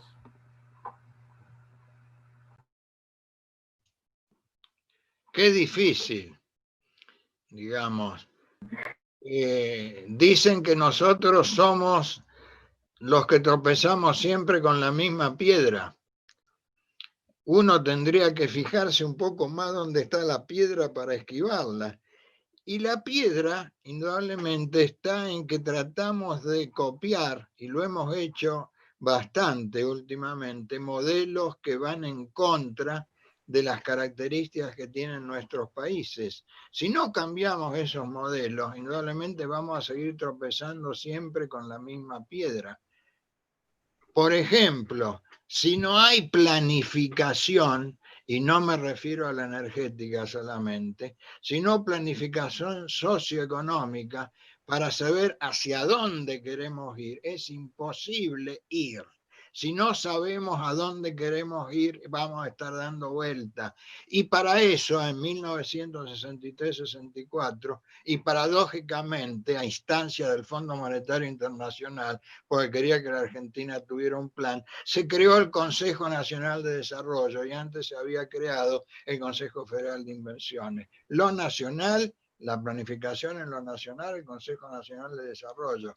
En lo regional, el Consejo Federal de Inversiones. Yo tuve con Carlos Suárez, tuvimos la suerte de trabajar en el Consejo Nacional de Desarrollo, manejado en ese momento por Carranza en el gobierno de Ilia. De ahí éramos 250 profesionales, en general jóvenes, y estábamos divididos todos los sectores, agricultura, análisis macroeconómico, industria, energía, y se generaban ideas, Indudablemente esas ideas después no podían quedar en un libro que se pusiera en una biblioteca, porque además de hacer la planificación, lo más difícil es instrumentar la planificación. Pero si no se hace la planificación, no sabemos a dónde vamos. Por eso nuestros desarrollos energéticos parten siempre del presupuesto. Si no hay planificación socioeconómica, no puede haber planificación energética, porque la energía es un satisfactor de necesidades. ¿Necesidades de quién? De la sociedad a la cual tiene que abastecer. Si la sociedad es agrícola y es extractivista, vamos a tener cierta necesidad de energía. Si la sociedad es industrial y tiene un desarrollo tecnológico, vamos a tener otro tipo de energía. Entonces, ese tipo de cosas para mí las descuidamos. Estaba en el pensamiento y en la cabeza de Sábato, estaba en el pensamiento y en la cabeza de Aldo Ferrer, digamos, de otros grandes tipos que han pasado por la Argentina. Por suerte Baroto sigue viviendo. Yo quería volver a una pregunta más técnica, si me dejan, si no hago uso extensivo de la palabra y si hay alguien más, si no hay nadie más que quiera, para no abusar. Dentro del análisis que tienen sobre el tema de las alternativas posibles, yo coincido con que, digamos, la nuclear y la hidroeléctrica es algo que hay que continuar y sostener en ese sentido de volver a algo un poco más limpio.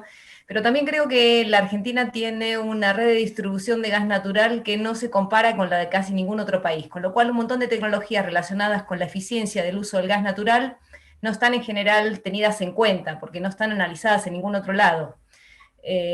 Bueno, nosotros venimos trabajando en proyectos estos de pilas de combustible hace un montón de tiempo y bueno, nos parece que es una alternativa más. No creo que sea la solución ni la panacea en un montón de lados, pero sí apostamos a que es un desarrollo que obviamente, digamos, requiere para que se vuelva una realidad concreta y que pueda llegar a realmente tener alguna posibilidad, requiere también de una decisión del Estado, como contaba antes Víctor, y que me parece que es fundamental que hayan decisiones y que la energía tiene que convertirse en un derecho para que pueda volver a ser algo sustancial y impulsar el desarrollo en nuestro país. No sé si en algún momento estuvieron haciendo algún tipo de análisis que tuviera que ver con este otro tipo de tecnologías, que por ahí no están tan desarrolladas en otros lugares, no son sustantivas, pero que tienen que ver con los recursos propios, y que por ahí son diferentes. Bueno, eso. Sí, creo que de alguna manera Héctor lo planteaba y tiene que ver con el uso del gas natural. Sin ninguna duda, haber tenido justamente una planificación energética que en algún momento de la mano de Alfonsín, en el gobierno de Alfonsín y La Peña, y Loma de la Lata recién descubierta, y justamente con empresas estatales como eran Gas del Estado, YPF, y transfiriendo renta desde el petróleo al gas natural, logramos hacer penetrar al gas natural en nuestra matriz, de la cual hoy dependemos prácticamente.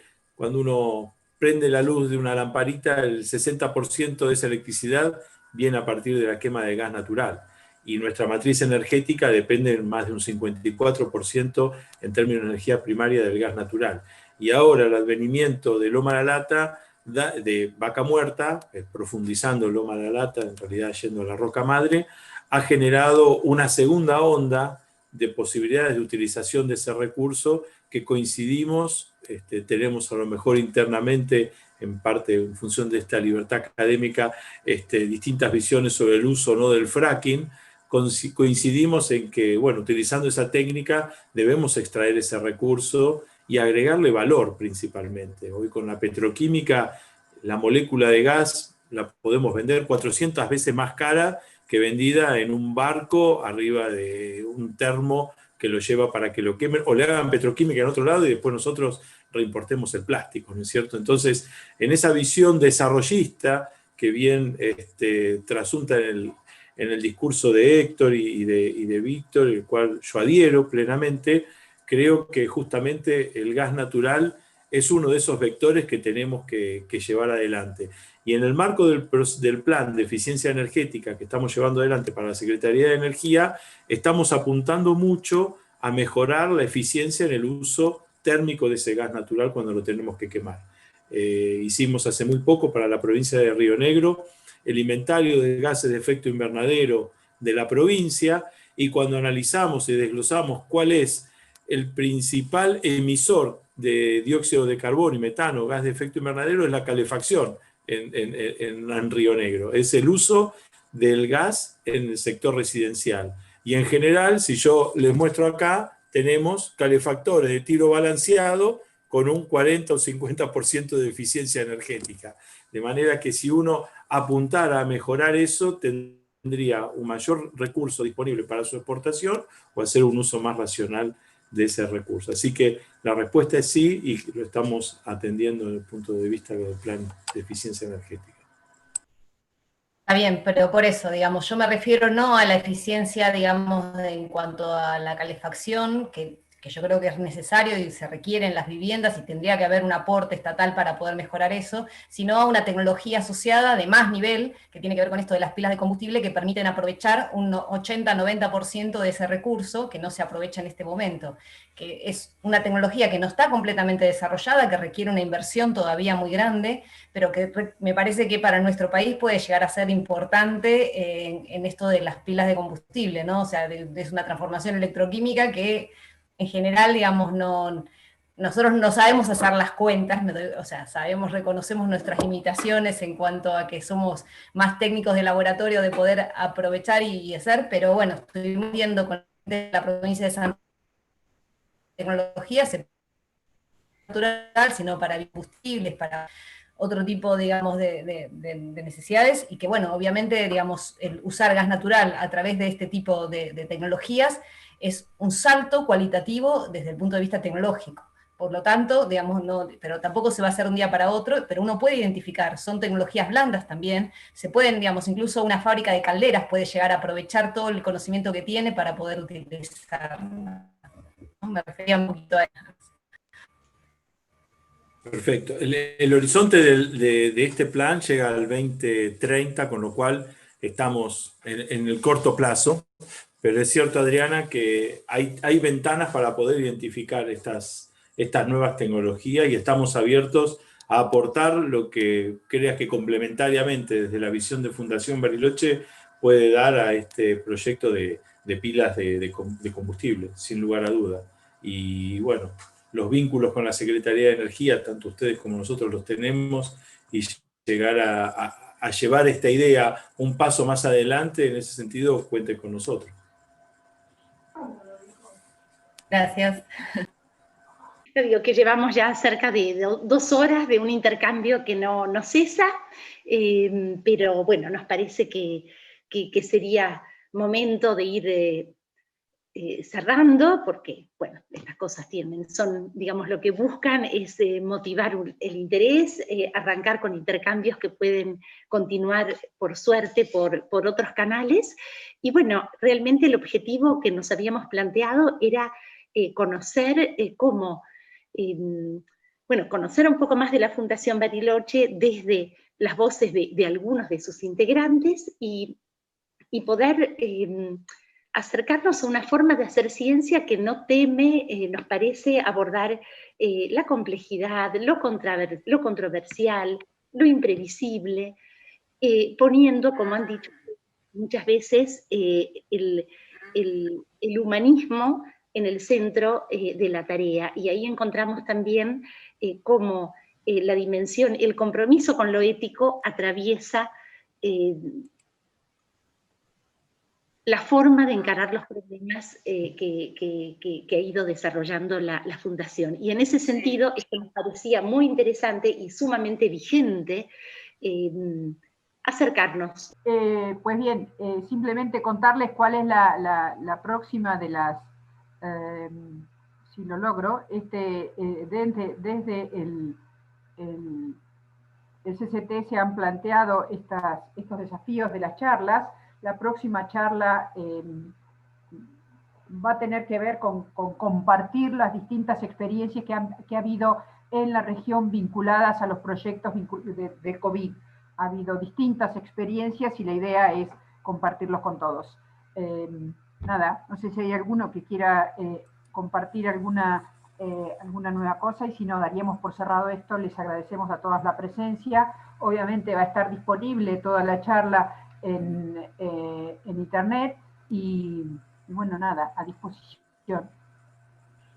Yo solamente de mi parte agradecerte a vos por esta iniciativa, María Luz, y a vos, Nora, por esta muy buena coordinación, y agradecerles también por bueno, colaborar para que esto de Fundación Bariloche se vea como como un proyecto que tiene vigencia, que tiene sus raíces en una institución que nació hace 60 años, pero que con un grupo de gente joven, que por suerte hemos tenido la posibilidad de incorporar en estos últimos años, estamos tratando de bajar la media, que era relativamente alta de la edad de nuestros investigadores, equilibrando también, incorporando cuestiones de gente más joven, de distintas disciplinas, cuestiones de género, haciéndolo más equilibrado también.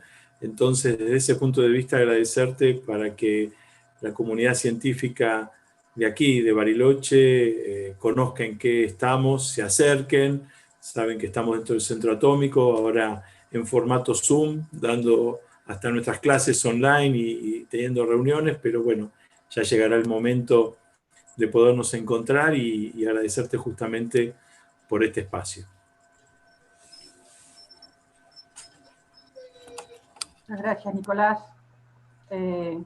La próxima charla es el 3 del 11. Como les venía diciendo, la idea es discutir o analizar o compartir los desarrollos tecnológicos, socioproductivos y la experiencia en contextos de pandemia. Y dado que hemos hablado tanto por lo menos Víctor empezó hablando de sábado, a mí me parece que es lindo escuchar esto. Dice, en nuestros tiempos y en nuestros países es común pensar, por el hecho de ser espectadores y no protagonistas, que estamos viviendo el momento culminante de la revolución científico-tecnológica. Eso no es cierto, como bien lo prueban los estudios prospectivos, que demuestran que son previsibles transformaciones científicas mucho más profundas que las experimentadas hasta el presente. Por lo tanto, debemos adquirir conciencia de que estamos en medio de un proceso, no en su término final, de lo cual resulta que aún tenemos posibilidades de participación. La investigación científico-tecnológica jamás se detiene, y es preciso recordarlo, jamás se podrá detener. No existe último acto en este proceso y siempre se puede llegar a tiempo, porque en alguna medida todo está siempre comenzando y todo le pertenece. Como el de Einstein, el universo de la investigación científica es finito, pero sin límites. El juego es abierto, el protagonista es el hombre, y todos tenemos oportunidad de participar en él, y estas oportunidades serán mayores en la medida que así lo entendamos y sepamos marchar en la dirección correcta. Esto es del trabajo de Sábato y Botana, que el año pasado cumplió un montón de años. Y bueno, nada, compartiéndolo y cerrando nuestro conversatorio con el desafío de trabajar conjuntos, en forma conjunta, para ponernos en acción. Gracias a todos. Adiós, muchas gracias. Una última invitación a que todos abran las cámaras y les demos y también los micrófonos, así les damos un aplauso a los expositores, a María Luz, a todos. Nora. Y a ustedes, y a todo el equipo el equipo de comunicadoras del Centro Científico Tecnológico, que es el que hace posible que esto exista. O que acontece? Eu fiz a conexão aqui, deu 23, tá?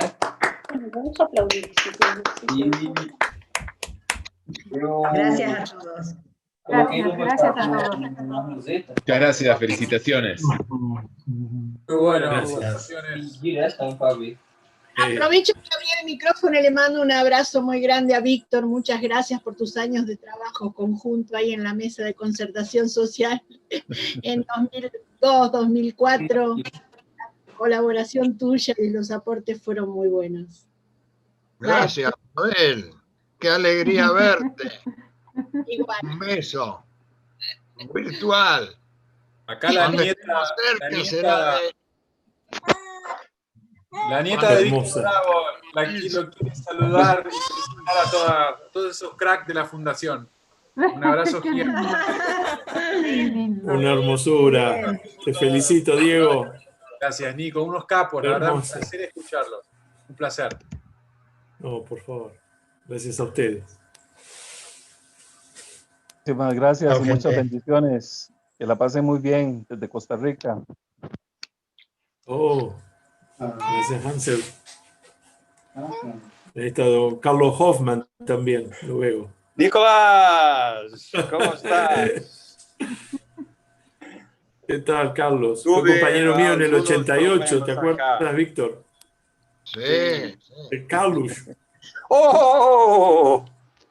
Víctor, un gran abrazo. Enorme abrazo.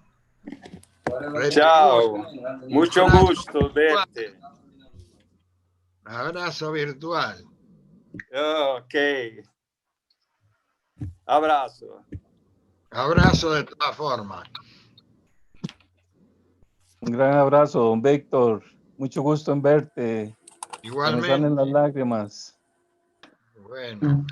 Lo veo muy bien. Muchas gracias a todos, a don Héctor. Este es un plus que dan estos espacios. Es el plus del encuentro, aunque sea de manera virtual, con conocidos, amigos, discípulos y gente que los admira y los quiere. Totalmente.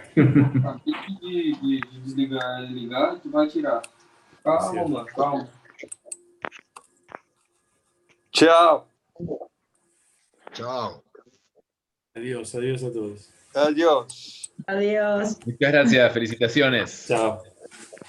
Gracias, muchas gracias. Saludos a todos. Chao, Pedro. Chao, Nico. Gracias a todos. Fabuloso. Chao, Gustavo Barbarán, ahí lo veo. Chao. Chao, Gustavo. Gracias.